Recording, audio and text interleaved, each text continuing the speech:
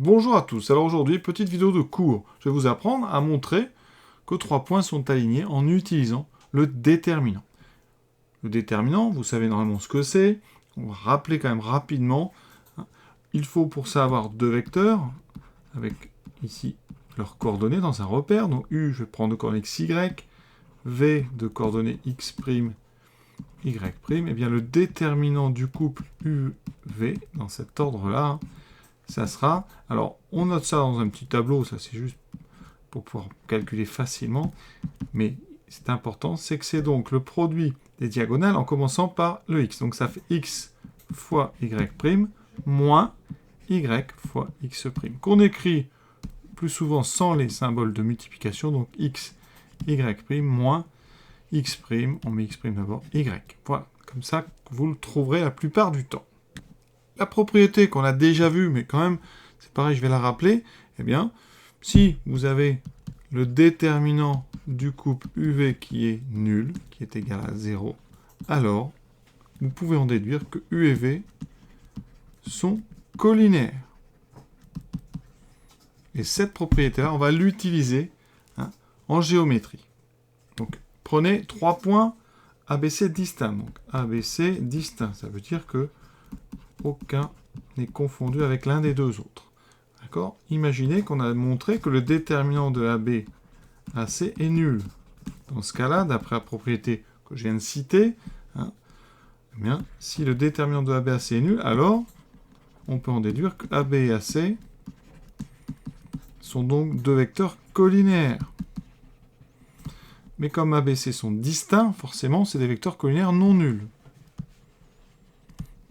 Et donc, les vecteurs collinaires non nuls, qu'est-ce qu'on sait ? Et on sait que si on trace des représentants, ils seront portés par des droites parallèles, et donc, eh bien, que forcément, la droite AB et la droite AC sont parallèles. Et donc, on en déduit que, alors, AB est parallèle à AC. Mais deux droites parallèles qui ont un point commun sont confondues, et donc, on en déduit que ABC sont alignés. D'accord ? Puisque ABAC, c'est une même droite. Donc cette propriété, eh bien, vous voyez, comment on va l'utiliser ? On va calculer le déterminant de ABAC, et quand il vaut 0, on pourra en déduire l'alignement des 3 points. Premier exemple. Voici les coordonnées donc, de 3 points ABC dans un repère. Donc je vais calculer d'abord les coordonnées du vecteur AB.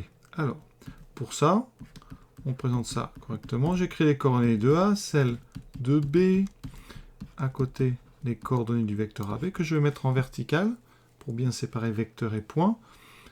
On écrit donc ici les coordonnées de B moins celles de A. Donc j'écris moins 1, ça c'est 2 coordonnées de B, et je vais enlever les coordonnées de A. Donc ici, moins 2 et 4. On met les parenthèses quand il y a un moins. On calcule, en faisant attention. Moins 1, moins 2, ça fait moins 1 plus 2, moins 1 plus 2, ça fait 2 moins 1, ça fait 1. 1 moins 4, ça fait moins 3. On fait pareil avec le vecteur AC. Donc ici, je recopie les coordonnées de C.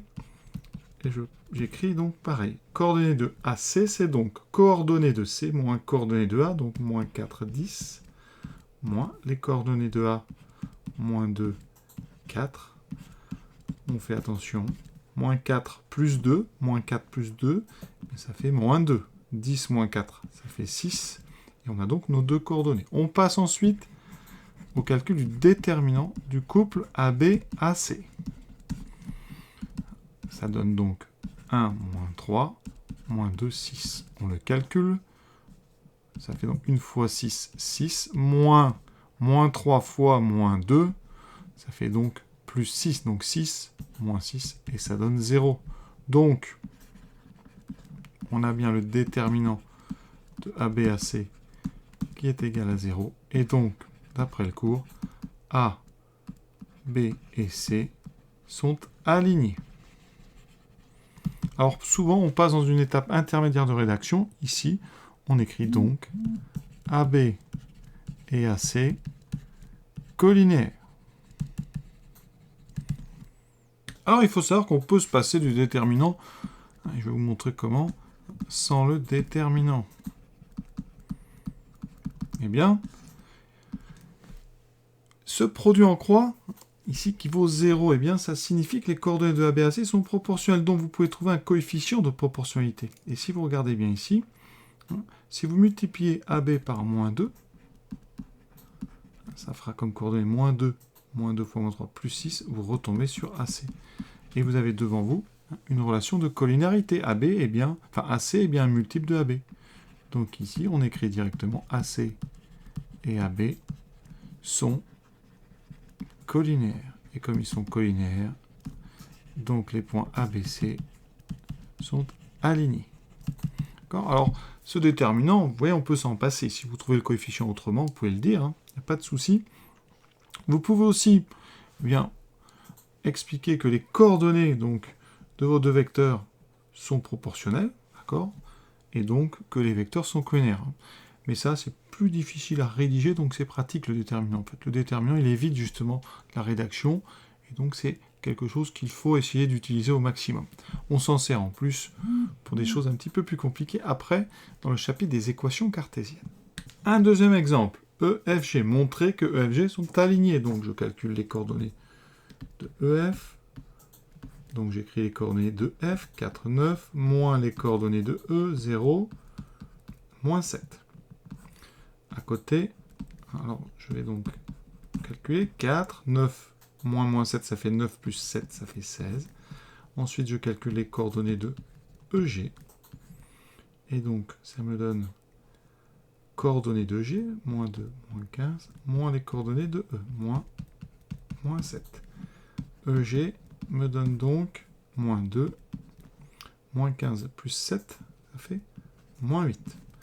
Alors ici, on calcule maintenant le déterminant. Donc on écrit déterminant de EF, EG, qui est égal à, donc, on met les coordonnées des deux vecteurs, 4 fois moins 8, donc moins 4 fois 8, 32, moins, ça c'est le moins de la formule, 16 fois moins 2 qui fait moins 32. Donc le déterminant, vous voyez, ça fait moins 32 plus 32, et ça donne 0. Donc on en déduit que EF et EG sont collinaires. Et donc E, F et G sont alignés. Alors, pour information, il y a aussi une propriété pour montrer que des droites ne sont pas parallèles. On s'en sert un petit peu moins souvent, mais la propriété, eh bien, c'est donc celle-ci. Si le déterminant est non nul, eh bien alors, les vecteurs ne sont pas collinaires et donc les droites ne sont pas parallèles. Donc, pour montrer que les droites ne sont pas parallèles, on va aussi calculer un déterminant. D'accord? Donc ici, on va le faire rapidement. Coordonnées du vecteur AB, donc on met les coordonnées de B, 3 moins 2, moins les coordonnées de A. On calcule, donc AB pour coordonnées 3 moins 1, 2, moins 4. On fait ensuite AC. Donc j'écris les coordonnées de C, 4, 3, moins celles de A, que je viens d'écrire d'ailleurs, oui. AC, 3, 1. On calcule juste le déterminant de AB, AC. 2, moins 4, 3, 1. Et donc ça fait 2 fois 1, 2, moins. Moins 4 fois 3 fait moins 12. On trouve donc 2 plus 12, 14. C'est différent de 0. Et donc vous pouvez écrire AB et AC ne sont pas collinaires. Sont non collinaires. Et donc A, B et C ne sont pas alignés, donc non alignés. Dernière remarque, pourquoi AB et AC? On pourrait prendre d'autres vecteurs. Il faut, pour pouvoir montrer l'alignement de 3 points, utiliser deux vecteurs qui contiennent les 3 lettres. Donc vous pouvez très bien faire AB, AC, comme je prends à chaque fois, parce que j'ai pris dans l'ordre alphabétique, mais j'aurais pu prendre AB et BC. J'aurais pu prendre CB et AC, par exemple. Voilà. Tout couple de vecteurs qui va s'écrire avec les 3 lettres ABC peut servir pour montrer que ces points sont alignés, d'accord, en prenant le déterminant. Vous voyez, si vous prenez AB et AC, eh bien, vous montrerez que AB est parallèle à AC. Donc, si vous prenez AB et BC, vous montrerez que AB est parallèle à BC. Mais AB est parallèle à BC, comme ils ont B en commun, ça veut dire qu'on n'a quand même qu'une seule droite, vous voyez. Et pour le dernier, ben, vous aurez CB parallèle à AC, mais CB et AC ont C en commun, donc ABC sont toujours sur une même droite. Donc vous avez vraiment le choix. Alors après, quand on a le choix, pourquoi s'embêter à aller prendre CB plus AC? Voilà. On prend en général des repères, et donc on prendra par habitude toujours AB et AC. Évidemment, si les points sont E, F et G, on prendra plutôt EF et EG. D'ailleurs, dans le calcul des deux coordonnées, c'est pratique parce que vous allez enlever à chaque fois les coordonnées de E, donc ça fait un petit peu comme ça de répétition. Voilà, cette vidéo est terminée. Je vous souhaite évidemment une bonne journée et un bon entraînement de maths. À bientôt.